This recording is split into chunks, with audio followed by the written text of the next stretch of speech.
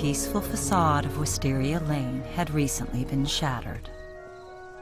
First by my suicide, and then by the discovery of a note among my belongings that suggested a suspicious reason for my desperate act. My friends gathered to discuss its implications. I think we should give it to Paul. He's still mourning, Susan. He'll probably freak out. It doesn't matter. She was his wife. He deserves to have all the facts. Well, we could do it gently. We could tell him about it over coffee and pastry. That would be fun. Paul, we have proof your wife killed herself over some deep, dark secret. Another bear claw? We could always call the police. Maybe it's just some sort of sick joke. Well, if it was a joke, it was in very poor taste. No, this was serious. I know it was. We gotta find out what was going on. Let's say we do. There's a chance we're not gonna like what we find. Well, isn't it worse to be in the dark? I mean, imagining she did all these horrible things? It's the age-old question, isn't it? How much do we really want to know about our neighbors?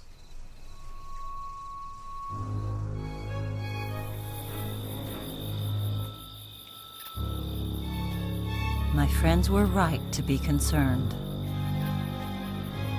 They knew that every family has its secrets. And as my son and husband could have told them, you need to think carefully before digging them up.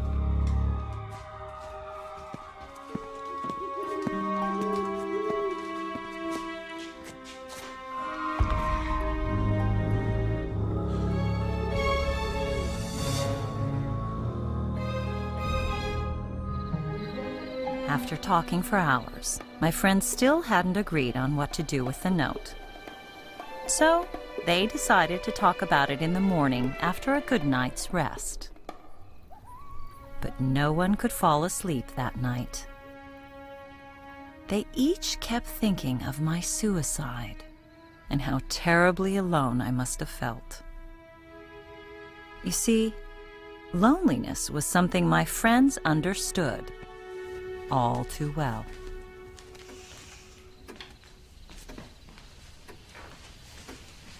It's okay, I'm up. Good.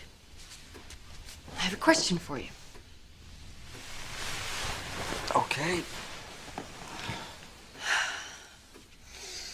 Do you remember when you proposed? For God's sake. We sat on Skyline Drive and drank a bottle of apple wine, and when we finished it, you turned to me and you said, "If you marry me, Bree Mason, I promise to love you for the rest of my life."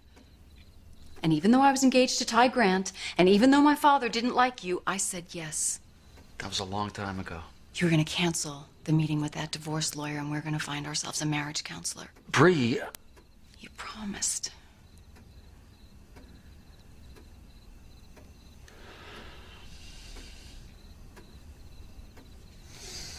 All right. Good, I'm going to go make myself some more milk. Would you like something to drink? Anything but apple wine.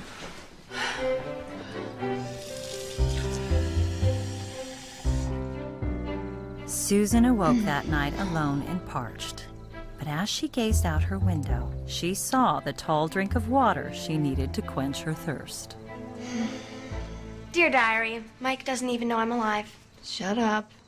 If you want to date him, you're gonna have to ask him out. I keep hoping he'll ask me out. How's that going? Shouldn't you be making brownies for your nerdy friends? I can't find the measuring cup. Have you seen it? The measuring cup?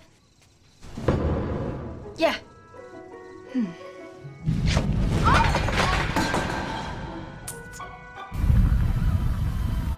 Well, it's gotta be here somewhere. Just keep looking.